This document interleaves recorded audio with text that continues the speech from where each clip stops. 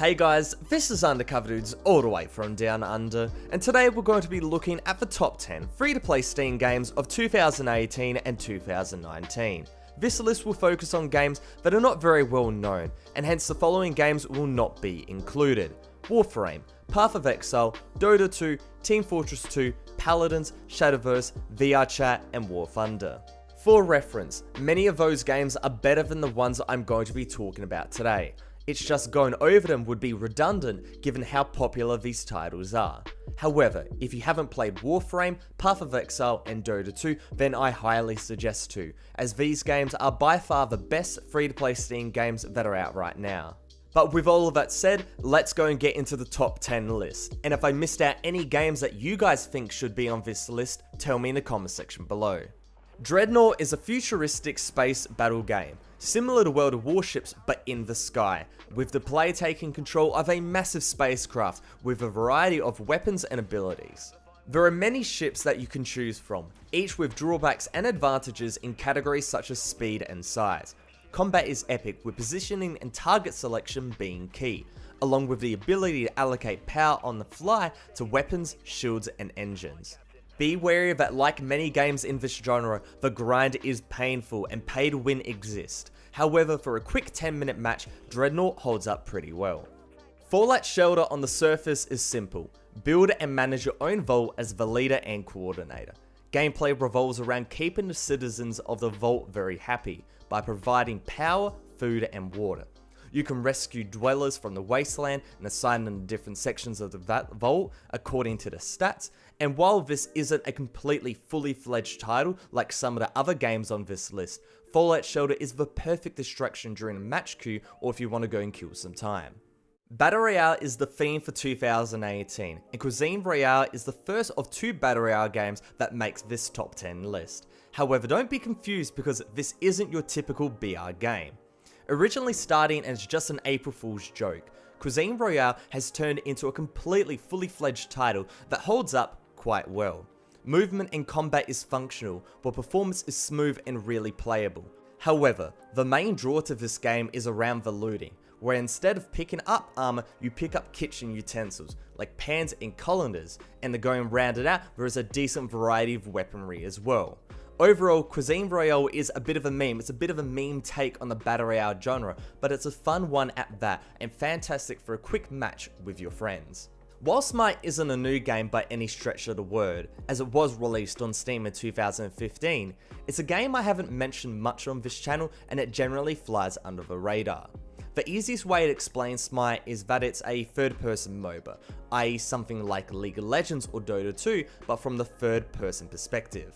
In reality, this is a crude definition, as SMITE is actually much more than this, with an emphasis put on precise movement and accurately landing attacks. With tons of characters of players, a dedicated fanbase, and a substantial esports scene, SMITE is a MOBA worth playing if the more mainstream titles aren't cut out for you.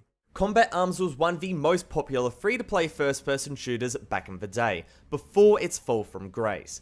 The Reloaded update in 2017 attempted to revive the game, however only now in 2018 has the update come into its own, bringing back a taste of the old school gameplay we once loved. Weapon balance has been reworked, evening out the playing field, along with a large portion of the weapon base being completely free and not requiring any in-game or real-life currency. While not completely its former self, Combat Arms Reloaded is a very big step in the right direction. The gameplay was never an issue and it's retained throughout this update. Fast, fun, and chaotic with a ton of maps and a ton of modes. So overall, Combat Arms Reloaded is definitely a first-person shooter worth trying for old and new fans. World of Tanks, World of Warplanes, and now World of Warships. The wargaming roster is expansive, and the latest addition to this series is just as impressive as the others. Focusing on massive team-based PvP naval combat, World of Warships follows the familiar trend of shoot, destroy, and unlock, with there being over 200 vessels to try out. The gameplay, graphics, and sound are astounding, and shows why wargaming is the best at making these type of games. However, be warned, the grind to unlock vessels and tiers is quite painful, especially as a free-to-play user, and payment is almost like required at some point in order to go and progress. Despite this shortfall, World of Warships is a fantastic game and worth trying out for fans of the genre. Quake Champions is the latest iteration to the Quake series, with the biggest change being the addition of champions. While similar in concept to heroes from Overwatch, the characters in Quake Champions affect the gameplay to less of an extent, with a moderate cooldown ability breaking up the gameplay. With that said though, the majority of the focus is towards the classic Quake combat and movement, which admittedly has been changed a bit for Quake Champions, but still retains the DNA of titles such as Quake Live and Quake 3, along with an abundance of modes and classic maps. Overall, Quake Champions is a very solid free-to-play title and a definite download for you old school Quake fans. Anyone that has played an Asian free-to-play first-person shooter will instantly recognize the movement and gun mechanics of Black Squad, as it's quite similar to games like Crossfire and more noticeably CSGO. This means that skill is the determining factor, with one-shot, one-kill headshots and lethal one-shot snipers being the standard. Compared to when I last checked this game out last year, the amount of modes and maps have exploded, with there being a large variety of ways to experience Black Squad. Of particular significance is the inclusion of clan battles and a ranked mode, which is perfectly fair with a lack of pay to win as the only monetization is through skins. Overall, Black Squad has earned its place as the most popular free-to-play first-person shooter on Steam, and for good reason.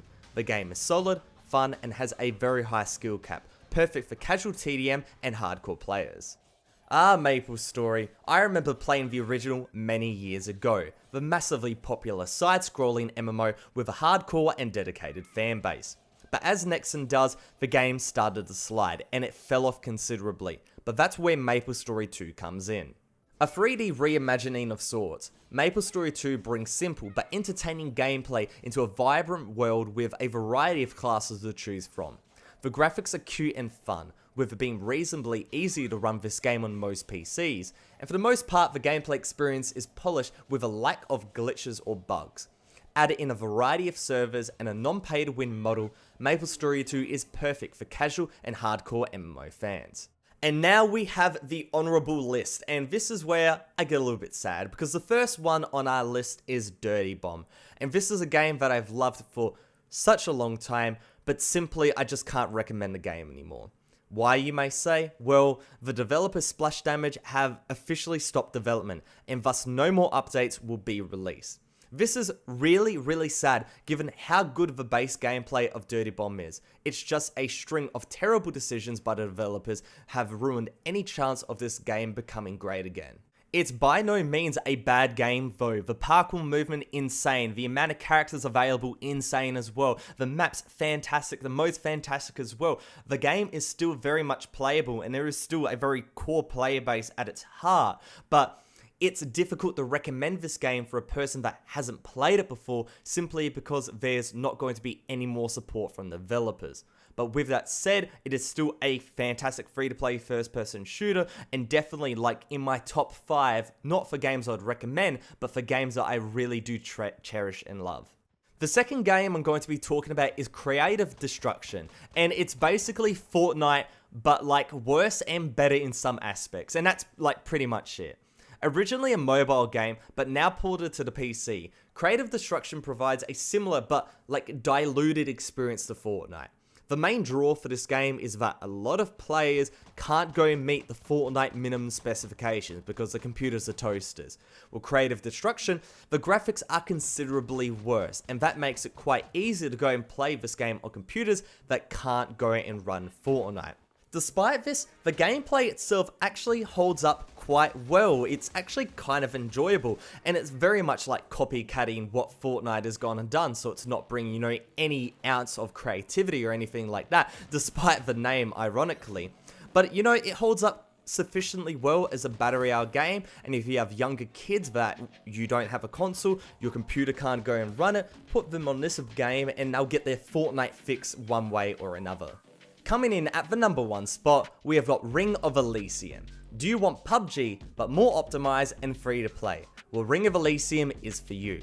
This game very much feels like a slightly faster paced version of PUBG, as the movement is realistic but the pace is being increased, it's not just as sluggy as PUBG, where combat is snappy and the time to kill is fast. The best way to sum up the gameplay is that it's a slightly more arcadey version of PUBG, straying more into the fun territory than the realistic, but it doesn't go anywhere near the arcadiness of Call of Duty Blackout. Furthermore, the inventory system is on point, with the looting system working quite well, and on top of that, the map is expansive and detailed, with a circle not coming in as a circle, but more in a jagged area type, so it's actually quite unpredictable and you have to be on your toes. For these aspects, it takes what PUBG has, puts a slight twist on it, and arguably comes out the winner. Quickly talking about the technical side of things, this game runs really nice for me on low. My FPS drops heavily in big towns, and people have been complaining about that as well, but it definitely runs better than PUBG, so that's a tick in my book.